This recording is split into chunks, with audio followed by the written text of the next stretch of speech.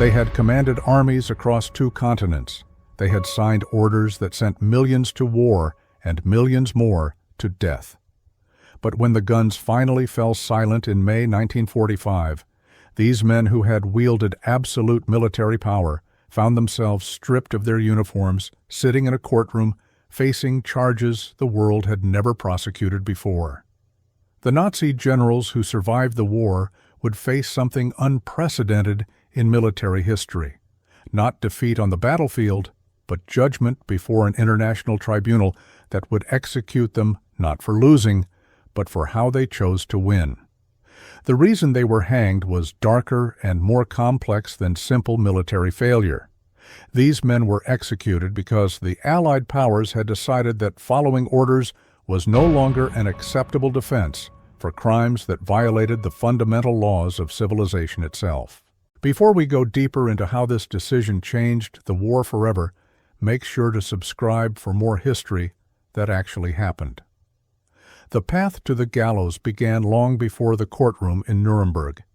It started in the planning rooms and map tables where German military leadership transformed from professional soldiers into architects of criminal warfare. When Adolf Hitler consolidated power over Germany's armed forces in February 1938, he abolished the traditional war ministry and created the Oberkommando der Wehrmacht, the Armed Forces High Command. At its head sat Field Marshal Wilhelm Keitel, a career officer who would become known among his peers by a derisive nickname, Lake Itel, a play on the German word for lackey.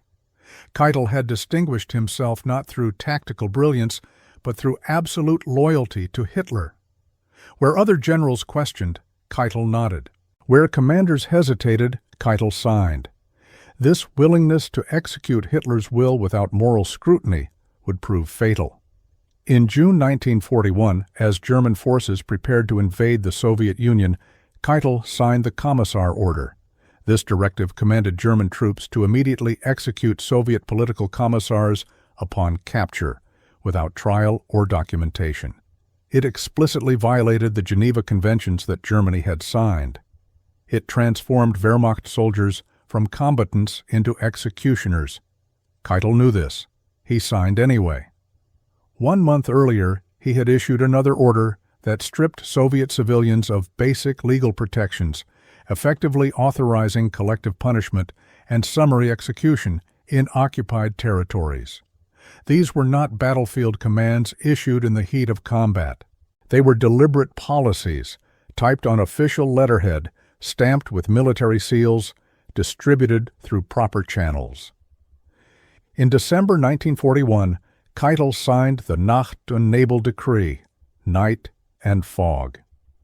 This order directed that civilians in occupied Western Europe suspected of resistance activities should not be tried or imprisoned locally. Instead, they would be seized in the night and transported to Germany, where they would vanish without trace. No trial, no notification to families, no record of their location or fate. The decree's name captured its intent perfectly. These prisoners would disappear into night and fog, leaving behind only silence and terror. The policy was not designed to deter resistance through justice. It was designed to break morale through mystery. Alongside Keitel stood Colonel General Alfred Jodl, chief of the operations staff of the Armed Forces High Command. While Keitel managed administration and Hitler's favor, Jodl handled operational planning.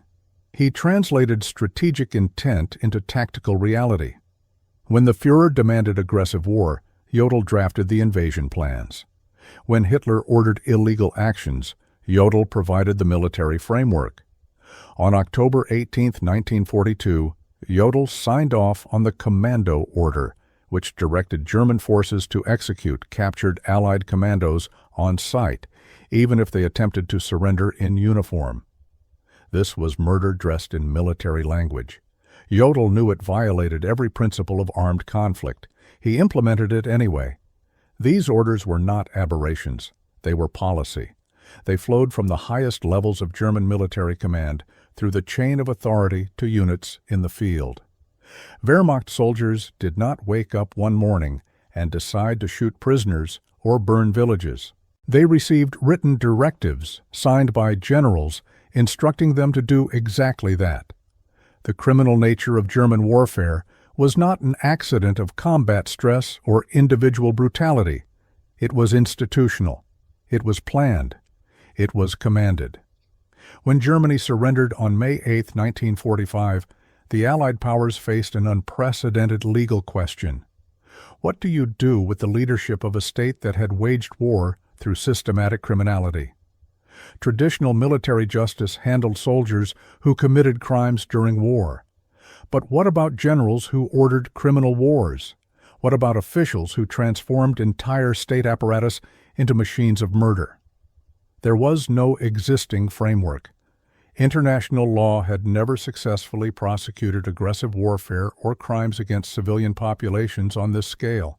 On August 8, 1945, representatives from the United States, Great Britain, France, and the Soviet Union gathered in London and signed a charter establishing the International Military Tribunal. Article 6 of that charter defined 3 categories of offenses. Crimes against peace included planning, initiating, or waging wars of aggression in violation of international treaties. War crimes included murder, ill treatment, or deportation of civilian populations, murder or ill treatment of prisoners of war, killing of hostages, plunder of property, and wanton destruction not justified by military necessity. Crimes against humanity included murder, extermination, enslavement, deportation, and persecution on political, racial, or religious grounds committed against any civilian population. The Charter also established something revolutionary and controversial. It rejected the defense of superior orders. The fact that a defendant acted pursuant to an order from a government or superior would not free them from responsibility. It could only be considered in mitigation of punishment. This principle struck at the heart of military culture. Soldiers were trained to follow orders. Commanders were expected to obey their superiors. The Nuremberg Charter declared that some orders were so fundamentally criminal that no soldier had the right to obey them.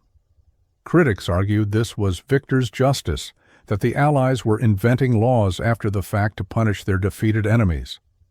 Defenders countered that the laws had always existed in treaties and conventions that Germany itself had signed. What was new was not the law, but the will to enforce it against state leaders who had traditionally enjoyed immunity. On November 20, 1945, the International Military Tribunal convened in Nuremberg, a city chosen for both practical and symbolic reasons. It had adequate courtroom facilities that had survived Allied bombing.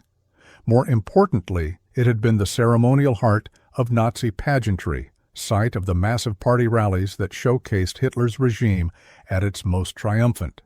Now it would witness that regime's final accounting. 24 defendants were indicted. 22 would stand trial. Nazi Party Secretary Martin Bormann was tried in absentia, never having been captured. Industrialist Gustav Krupp was deemed medically unfit. The remaining 22 sat in the dock through 216 trial sessions over 10 months. Among them were the architects of German military operations, Hermann Göring, Commander-in-Chief of the Luftwaffe and Hitler's designated successor, Wilhelm Keitel, Chief of the Armed Forces High Command, Alfred Jodl, Chief of the Operations Staff, Erich Raeder, former Commander-in-Chief of the Navy, Karl Dönitz, Raeder's successor and Hitler's final appointed head of state. The prosecution faced a monumental task. They needed to prove not just that atrocities had occurred, but that these specific men bore criminal responsibility for them. To do this, they assembled a mountain of evidence, captured German documents, military orders bearing defendants' signatures, testimony from subordinates and victims, film footage from concentration camps, photographs from execution sites. The Germans' meticulous record-keeping became their undoing. Every order existed in multiple copies, filed in proper bureaucratic fashion. When Keitel claimed he had opposed certain criminal policies, prosecutors produced his signature on the orders implementing them. The case against Keitel was particularly damning.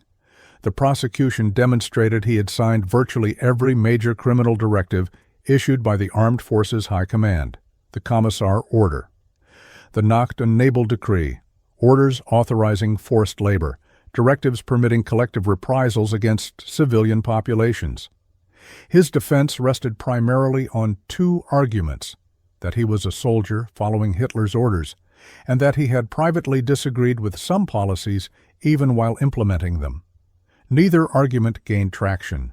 The tribunal found that Keitel had not merely transmitted orders, he had actively participated in formulating them. His authority as Chief of the Armed Forces High Command made him directly responsible for policies that violated every principle of lawful warfare. Jodl mounted a more sophisticated defense. He argued he had been a professional military officer focused on operational planning, not policy. He claimed he had opposed some of Hitler's most extreme orders and had worked to limit their implementation. He insisted he had acted within the bounds of his military duty. Prosecutors methodically dismantled this defense by showing that Jodl had not simply planned military operations, he had planned criminal military operations. He had translated Hitler's illegal strategic objectives into tactical orders that Wehrmacht units carried out. When Allied commandos were executed under the commando order, Jodl bore responsibility because he had ensured that order reached combat units. On October 1, 1946, the tribunal announced its verdicts. Of the 22 defendants present for judgment, 19 were convicted, 3 were acquitted. Of those convicted, 12 received death sentences. Wilhelm Keitel was found guilty on all 4 counts: conspiracy to commit crimes against peace, war crimes, and crimes against humanity. Alfred Jodl was found guilty on all 4 counts. Both were sentenced to death by hanging. The death sentences created immediate controversy. Keitel and Jodl were military officers, not party officials or camp guards. Under traditional military law, defeated commanders faced imprisonment at most, not execution.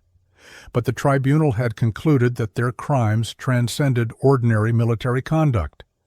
Keitel had not simply lost battles, he had systematically ordered criminal warfare. Jodl had not merely followed bad strategy, he had implemented policies designed to violate the laws of war. Their uniforms did not shield them from criminal responsibility. The executions were scheduled for October 16, 1946, in a hastily converted gymnasium within Nuremberg prison. U.S. Army Master Sergeant John C. Woods, a military executioner with 15 years' experience, constructed 3 gallows painted olive green. The apparatus was crude by design. The drop was shorter than standard, the ropes thicker. Woods wanted to ensure death came from strangulation, not a quick broken neck. It was not meant to be merciful. The night of October 15th, prison guards conducted routine checks every few minutes. At 9:30 p.m., journalists were permitted to observe the condemned men. Jodl wrote letters. Others paced or prayed. Hermann Göring simulated sleep, his hands outside his blankets. At 10:45 p.m., a guard noticed Göring twitching. By the time a doctor arrived, the death rattle had begun. Göring had somehow obtained a cyanide capsule and crushed it between his teeth. He died minutes before midnight, cheating the gallows. How he obtained the poison was never conclusively determined. At 1:11 a.m. on October 16th, the executions began. First was Joachim von Ribbentrop, the foreign minister. His hands were bound with leather straps. He climbed 13 steps to the platform. A noose of 13 coils was placed around his neck. His last words spoke of Germany, God, and peace. The trap opened at 1:16 a.m. He was pronounced dead 13 minutes later. At 1:18 a.m., Field Marshal Wilhelm Keitel entered the execution chamber in a military posture despite his bound hands. He wore no insignia. Those had been stripped. He mounted the steps and stood on the trap. His final words were those of a soldier. "I call on the Almighty to be considerate of the German people, provide tenderness and mercy. Over 2 million German soldiers went to their death for their fatherland before me. I now follow my sons, all for Germany. The trap opened. Keitel died at 1:24 a.m. Alfred Jodl was the 10th and final man executed that morning. He had remained composed throughout his imprisonment, maintaining the bearing of a military officer even in his final hours. He walked to the gallows without visible emotion. On the platform, facing the rope, he spoke 6 words in German. Mein Gruß an dich, mein Deutschland. My greetings to you, my Germany. The trap opened at 2:34 a.m. He was pronounced dead at 2:45 a.m. By 3 in the morning, it was over. 10 bodies were removed from the gymnasium. Göring's corpse was brought in to be photographed alongside the others. The next day, all 11 bodies were cremated.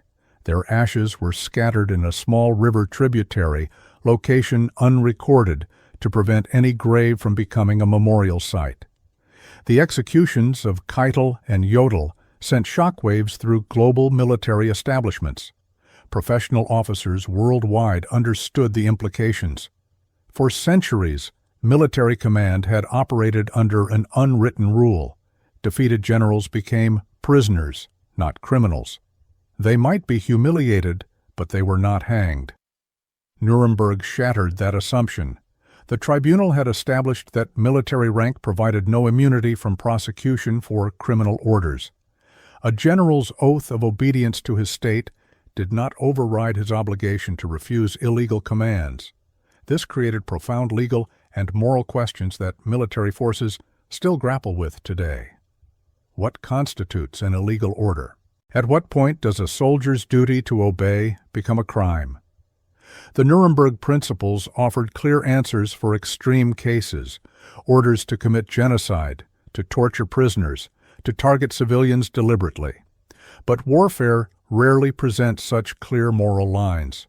Combat generates ambiguous situations where military necessity conflicts with humanitarian law. Nuremberg did not resolve these tensions. It simply declared they must be resolved in favor of law, regardless of military rank or national interest. The fate of Keitel and Jodl also revealed an uncomfortable truth about institutional loyalty. Both men were products of Germany's military tradition, disciplined, professional, focused on duty above all. That same sense of duty led them to implement policies they reportedly found distasteful. Keitel had privately expressed concerns about some of Hitler's orders. Jodl had argued against certain operations. Neither refused. They told themselves they were soldiers, not politicians. They believed their duty was to execute their leader's strategy, not to question it. Nuremberg rejected this distinction. The tribunal found that a military officer's professional duty included moral judgment. There were some orders so fundamentally criminal that no concept of obedience could justify carrying them out. The executions also exposed deep divisions among the Allied powers about justice versus vengeance. The Soviet Union had pushed for immediate execution of all senior Nazi officials without trial. Britain initially supported this approach. The United States insisted on a legal process, arguing that summary execution would make martyrs of the defendants and undermine the moral authority of the Allies. France aligned with the American position. The compromise was Nuremberg, a trial, but one whose outcome was never seriously in doubt for the most prominent defendants. Critics argued this was merely vengeance wrapped in legal procedure. Defenders maintained it established crucial precedents that would constrain future aggression and atrocity. In the decades since Nuremberg, the principles established there have been both celebrated and challenged. The Geneva Conventions were expanded and strengthened. The concept of crimes against humanity became firmly embedded in international law. Modern military training in democratic nations explicitly includes instruction on identifying and refusing illegal orders. Officers are taught they have a duty to disobey commands that violate the laws of armed conflict. This represents a fundamental shift from the military culture in which Keitel and Jodl were raised. Yet the legacy remains contested. No Allied officers faced prosecution for actions that might have constituted war crimes: the firebombing of Dresden, the atomic bombings of Hiroshima and Nagasaki, the treatment of German prisoners in some camps. Critics have argued this double standard undermines Nuremberg's legitimacy. Defenders counter that, while Allied actions may have been morally questionable, they did not represent systematic criminal policy at the highest levels of government and military command. The debate continues. The dark reason Nazi generals were executed was ultimately this: they had allowed themselves to become instruments of criminal policy. They had possessed the authority, knowledge, and capability to refuse illegal orders. They chose not to. They told themselves they were soldiers doing their duty. The International Military Tribunal told them they were criminals who had betrayed the very military honor they claimed to uphold. The gallows in Nuremberg prison represented the world's judgment that some acts are so fundamentally wrong that no military oath, no national interest, and no concept of obedience can justify them. Wilhelm Keitel died believing he had served his country. Alfred Jodl died convinced he had acted as a soldier should. The tribunal decided their service had been to a criminal enterprise, and their soldiering had been criminal in itself. History records both their convictions and their executions as a turning point, the moment when international law declared that commanding armies does not place you above the law, but rather holds you to a higher standard of accountability. The men who planned and directed Germany's wars of aggression learned too late that victory would have covered their crimes, but defeat exposed them. They learned that military genius does not excuse moral failure. They learned that following orders provides no protection when those orders violate the foundational principles of civilization. These lessons were delivered at the end of a rope in a prison gymnasium in the early morning hours, when the world was still learning what justice might look like after the most destructive war in human history. Please don't forget to like, share, and subscribe.